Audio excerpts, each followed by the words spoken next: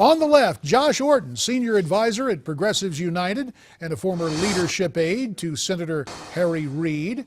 And on the right, Republican strategist Ford O'Connell, chairman of the Civic Forum PAC. Josh joins us from Madison, Wisconsin. Ford from Washington, D.C. And Josh, we'll begin with you. The president argued it doesn't make sense to keep open a prison that terrorists he still maintains use to recruit. So we'll take that at face value. Josh, what's the better alternative? Well, obviously, there's a couple of things that have to be done. The first is to acknowledge that some of these prisoners are going to find a really hard time bringing them to trial just because of the torture that was used to try and extract information. The second thing is we have to come to a reality that we can't just say not in our backyard over and over again. Guantanamo Bay isn't just a location, isn't just a place. It is a concept. It is a concept where America is known for sending people never to be heard from again. It's a terrible message to send to the international community, and it has to end. Go ahead, Ford. Well, Obama's going to try to stop at nothing to close Gitmo, including circumventing Congress. The problem here is the war on terror is not going that great. 76% of Americans see countering terrorism as the top issue in 2015. And frankly, 81% of Americans think an ISIS attack might happen on American soil in the very near future. Unfortunately, we need a place where we can interrogate people and collect vital information. And frankly, President Obama hasn't given us a better option other than releasing him. And we know if we release them, 30% are going to go back to the battle. And remember, it doesn't matter what percentage. Only a handful will do destruction in the United States, because that's all it takes, my friend. Well, I guess I would ask for whether he believes that Guantanamo lives up to American values, whether this is something that we want to be known for, whether this is a legacy issue for our country. Because habeas corpus is meant for U.S. citizens and naturalized aliens. These folks are not it. They're enemy combatants who declared war on the United States. It's really that simple, my friend. And while we're on the subject of definitions and semantics, kind of interesting last night to hear the president use some lawyerly parsing of terms. I want you to take a listen to what he had to say about a combat mission. Let's listen again from last night. Tonight, for the first time since 9/11, our combat mission in Afghanistan is over. Now, I hear that, Josh, and the president may intend for it to be over, but if the bad guys, the jihadists, have guns, they pick up and shoot at our guys, isn't that by definition combat? Well, no, I'm not sure that it is. I think that, look, I'm very pleased that President Obama has done work over the past years to draw down not just the war in Iraq, but the war in Afghanistan. I think, frankly, he's waited too long to do so. This is another example where we're not going to be able to stay there forever. And I think that absent another plan, I think President Obama has done the right thing here.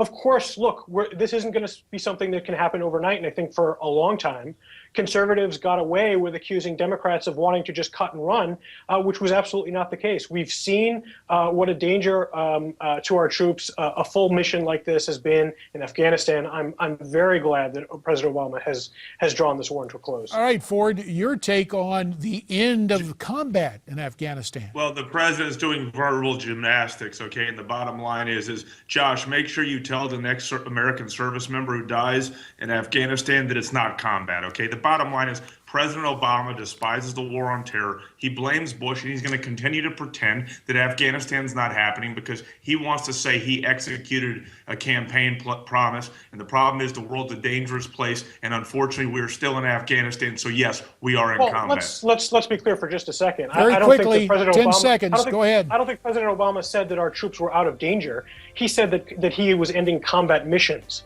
Combat missions, yep, and lawyers are trained to tightly define terms. And of course, journalists, once Mr. Obama became president, suddenly all the troops who died were NATO troops. Curious the way that went. More with our panel right after this. Staying with me, Josh Orton, senior advisor at Progressives United, a former leadership aide to Democrat Senator Harry Reid. And from the right, Republican strategist Ford O'Connell, the chairman of the Civic Forum PAC. Now look, you know, Josh, I don't mind an aside and smack talk. It's part of the tools in the rhetorician's toolbox, okay? But the president had just come off this appeal for bipartisanship. Does this point out, even though it was skillfully done, a contradiction between the script he had last night and the real President Obama? Well, I hope not too many Republicans' feelings were hurt, because I know how delicate some can be up on Capitol Hill. But look, I think the funny thing here is that President Obama obviously won both elections, but if you hear some conservative commentators and Republicans on Capitol Hill tell it, he didn't win either. And you heard Mitch McConnell, the very first month of his presidency back in 2009, say that his first agenda item was to defeat Barack Obama for re-election. So look, I think that some of this back and forth always happens in the State of the Union. You remember not too long ago, somebody actually shouted "You lie" at President Obama during the State of the Union. I think this was in good fun. I think that maybe the Republicans in the room deserve the razzing after applauding.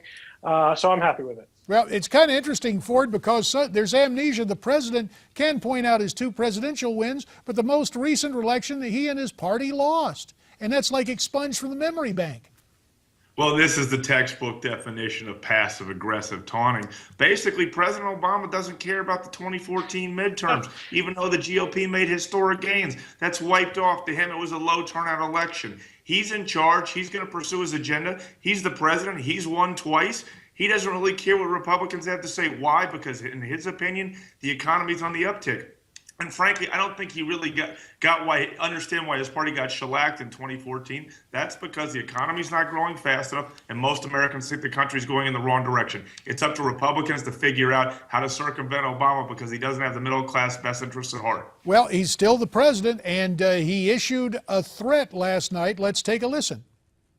We can't put the security of families at risk by taking away their health insurance, or unraveling the new rules on Wall Street, or refighting past battles on immigration when we've got to fix a broken system. And if a bill comes to my desk that tries to do any of these things, I will veto it. All right, so Josh, no way to work with the guy. Anything he's going to go with, it's his way or the highway, huh? The midterm elections be damned. Well, first of all, I think you have to recognize that you have a party here that's defined itself solely on opposition to his previous policies in repealing things that were passed by both houses of Congress. But I wanted to point something out. I saw something on the Heritage Foundation website from 1985 talking about President Reagan. And it writes, "The message is clear and welcome that Ronald Reagan would appear to relish vetoing the actions of an irresponsible Congress. President Reagan seems to recognize that the veto is a president's trump card." The Heritage Foundation was right then about President Reagan, and they're right now about the veto for President Obama. President Obama does not have time for these sort of messaging legislation. Wait, he does not have time. Now, wait a minute. The president does have a right to veto, but my goodness, Josh. Ford, there's less than a minute left.